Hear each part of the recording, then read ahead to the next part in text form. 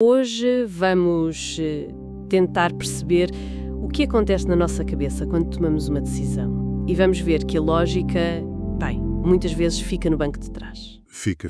É como se fosse controlada por forças que nós mal percebemos. Exato. E para nos guiar nesta análise, temos um conjunto de artigos sobre neurobiologia e psicologia, mas o nosso ponto de partida vai ser um estudo jurídico mesmo muito bizarro. Vindo do Brasil, não é? Sim, que envolve um bar em Copacabana e uma prática, muito controversa. Este caso vira do avesso muito do que pensamos saber sobre decisões racionais. E vai ser o mistério central que vamos tentar desvendar aqui. Precisamente. E para começar a desatar este nó, temos de ir à origem de tudo. O que é, afinal, uma emoção? Bem, essa é a pergunta fundamental e a resposta é mais estruturada do que parece. Uma emoção não é apenas um sentimento vago, é uma reação psicofisiológica complexa a um estímulo. Ok. As fontes que temos decompõem em 3 componentes que acontecem quase em simultâneo. Primeiro temos a resposta fisiológica. O coração a acelerar, as mãos a suar, esse tipo de coisas. Isso mesmo, a respiração que fica ofegante é o corpo a reagir. Como a sensação que temos antes de uma apresentação importante. O corpo parece que entra em pânico antes mesmo de a nossa mente consciente processar tudo. Exatamente. E isso leva-nos diretos ao segundo componente, o cognitivo. É a interpretação que nós fazemos dessas sensações e da situação. Ah, claro. O coração a acelerar pode ser: estou ansiosa com esta apresentação ou, noutro contexto, estou entusiasmado com este primeiro encontro. A mesma reação física, emoções diferentes. Dependendo da nossa avaliação. Exato. E, finalmente, o terceiro componente, o comportamental. Que é a expressão da emoção. Fugir, lutar, sorrir, chorar. É a forma como agimos. Isso faz todo o sentido ao nível pessoal, mas se pensarmos nisto globalmente, é estranho pensar que uma pessoa em Lisboa e outra numa tribo isolada na Papua Nova Guiné possam ter a mesma expressão facial de surpresa. Como é que isso é possível? Isso leva-nos diretamente ao trabalho de Paul Ekman, que é uma peça central em vários dos nossos artigos. A investigação dele demonstrou que, apesar da diversidade cultural, existem certas emoções cujas expressões faciais são universais. E ele identificou 6. Não foi? Identificou 6 emoções básicas: felicidade, tristeza, medo, raiva, surpresa e nojo. São como as cores primárias do nosso mundo emocional. A forma como o rosto se contorce em nojo ou se ilumina em felicidade é um código partilhado por toda a nossa espécie, mas só 6. Parece um pouco redutor. Onde é que ficam emoções como a culpa, o orgulho, o ciúme? São tão presentes no nosso dia-a-dia. Essa é uma ótima questão. Ekman e outros investigadores consideram essas emoções como sendo mais complexas.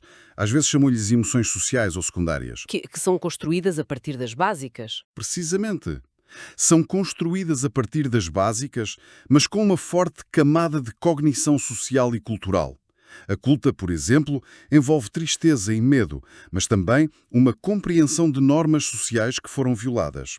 As 6 básicas são a fundação, a matéria-prima. Ok, percebo. E nesse vocabulário emocional, há palavras que tentamos esconder? Uma das fontes fala de algo que parece saído de um filme de espionagem. As microexpressões. Sim, é um dos conceitos mais fascinantes de Ekman. Uma microexpressão é uma explosão facial, involuntária e muito breve. Dura menos de meio segundo. Menos de meio segundo? Sim, e revela uma emoção reprimida. Imagina que estás a negociar um contrato e a outra pessoa diz que está satisfeita com os termos, mas por uma fração de segundo vês um lampejo de raiva. Isso é uma microexpressão. É um vislumbre do que a pessoa está genuinamente a sentir. Antes que o cérebro consiga mascarar a reação. Exato. Antes que o cérebro consciente tenha tempo para isso. Mas essa ideia de ler microexpressões não é um pouco controversa? Soa quase como um superpoder, mas há quem diga que é muito fácil interpretar mal um tique nervoso, por exemplo. É verdade, e é importante ter essa nuance. A validade científica das microexpressões como ferramenta infalível, por exemplo em interrogatórios policiais, é muito debatida. Não é uma ciência exata. Requer muito treino, imagino. Imenso treino para ser interpretada com alguma fiabilidade. No entanto, o conceito em si é poderoso. Lembra-nos que o nosso rosto está constantemente a vazar informação sobre o nosso estado interior. Mesmo quando tentamos controlá-lo. Se estas emoções causam reações físicas físicas tão fortes, tem de haver uma sala de controlo no cérebro? Onde fica isso? A sala de controlo, ou talvez o quartel-general, é o sistema límbico. É uma rede de estruturas no interior do cérebro que é, em grande parte, o nosso centro emocional. E aí dentro há dois intervenientes principais, certo? Sim, que as fontes destacam: a amígdala e o hipocampo. A amígdala é como segurança ou detector de fumo do cérebro. Está sempre a analisar a informação à procura de ameaças ou de coisas emocionalmente relevantes. É ela que dispara o alarme. E o hipocampo? Se a amígdala é o segurança, qual é o papel dele? O hipocampo é o arquivista, o bibliotecário. É a estrutura fundamental para a formação de novas memórias de longo prazo. O fascinante é a relação entre os dois. Como é que eles trabalham juntos? Quando a amígdala dispara o alarme, por exemplo, ao ver uma cobra no chão, ela envia um sinal de urgência ao hipocampo a dizer: isto é importante, grava tudo sobre este momento. E é por isso que as memórias com uma forte carga emocional são tão vívidas. Exatamente. A emoção funciona como um carimbo de alta prioridade para a memória. E é essa amígdala em pânico que ativa a famosa resposta de luta ou fuga. Precisamente. A amígdala alerta outra estrutura, o hipotálamo, que comanda a libertação de hormonas como a adrenalina e o cortisol. O corpo entra em modo de emergência. O coração bombeia mais sangue, as pupilas dilatam. Todo o sistema é otimizado para uma ação física imediata. Ou lutar contra a ameaça ou fugir dela. Mas essa resposta parece um pouco desatualizada. A maior parte das nossas ameaças hoje em dia são um e-mail estressante do chefe ou uma discussão no trânsito, não um predador. Essa é a grande questão do nosso tempo.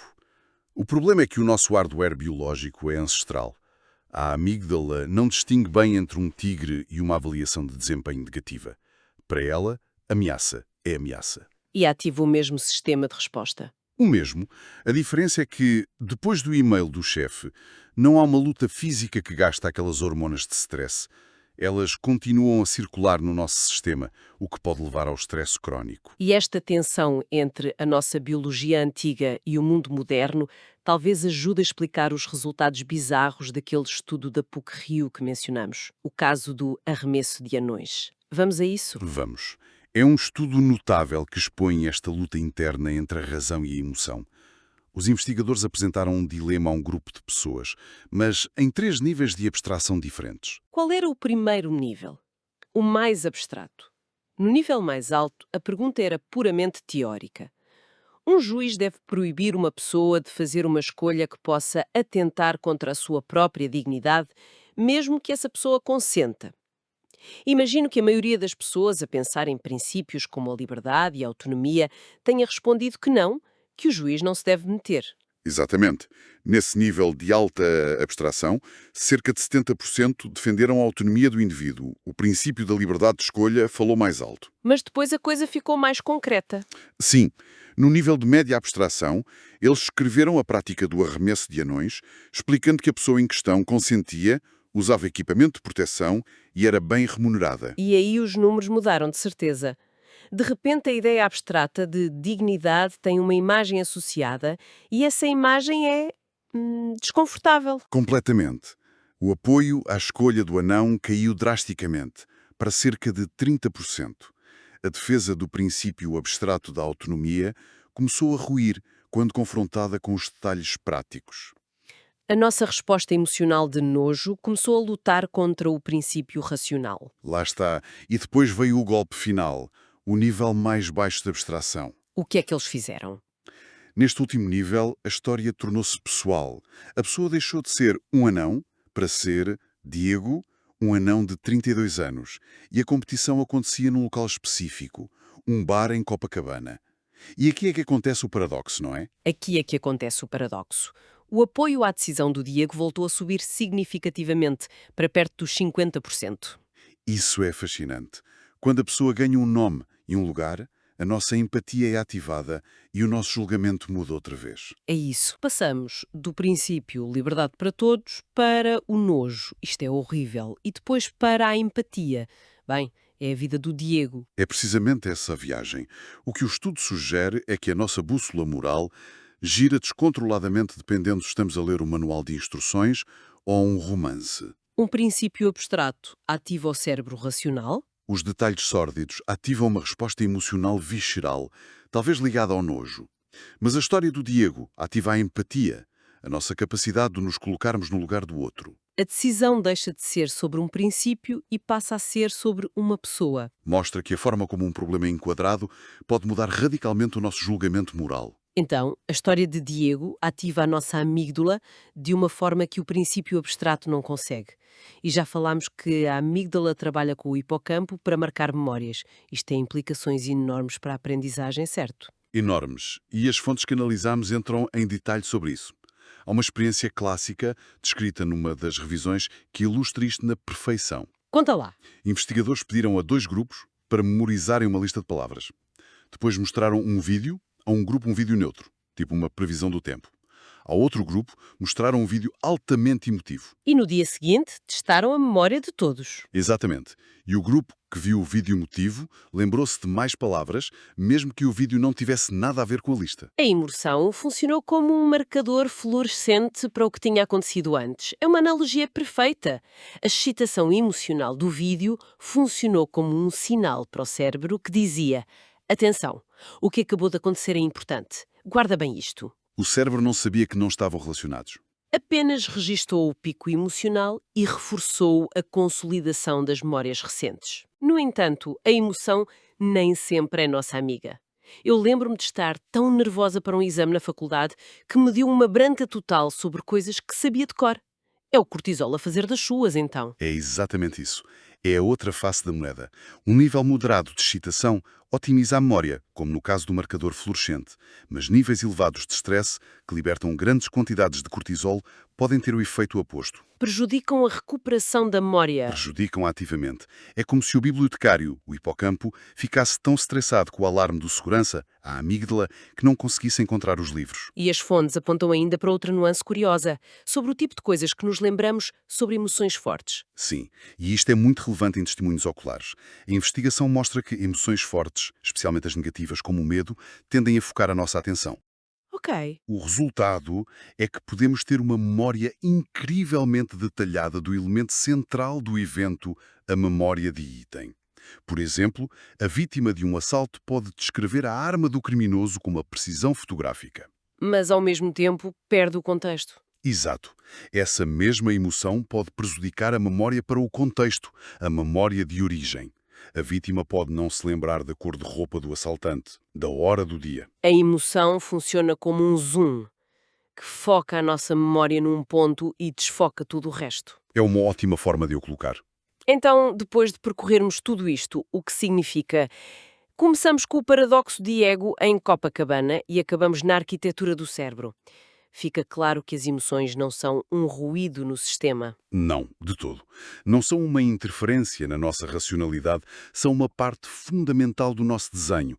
Ferramentas evolutivas que nos ajudaram a sobreviver e a decidir durante milénios. E a conclusão principal é que a separação entre razão e emoção é uma falsa dicotomia, então. Sem dúvida. Elas não são forças opostas em batalha. Estão profundamente interligadas. O nosso córtex pré-frontal, a sede da lógica, e o sistema límbico, o centro emocional, estão num diálogo constante e inseparável. E compreender esse diálogo tem aplicações muito práticas. Muitas. Pensemos na educação. Em vez de criar ambientes de stress que bloqueiam a memória, podemos desenhar experiências de aprendizagem que sejam emocionalmente envolventes. E na saúde mental também, imagino. Claro, para tratar perturbações de ansiedade, stress pós-traumático. E, a um nível pessoal, ajuda-nos a ter mais autoconsciência. Se percebemos que estamos a tomar uma decisão importante num estado de raiva, talvez seja sensato fazer uma pausa. Deixar a tempestade emocional passar. Exatamente. Antes de nos comprometermos com um caminho. Isto deixa-nos com algo para refletir. A investigação mostra que a capacidade de regular as nossas emoções, de reavaliar uma situação em vez de reagir por impulso, é uma competência crucial. Mas se as nossas respostas emocionais estão tão enraizadas e podem ser manipuladas por algo tão simples como dar um nome, um local ou uma história, como no caso do Diego, que nível de controle consciente temos realmente sobre os nossos julgamentos mais importantes?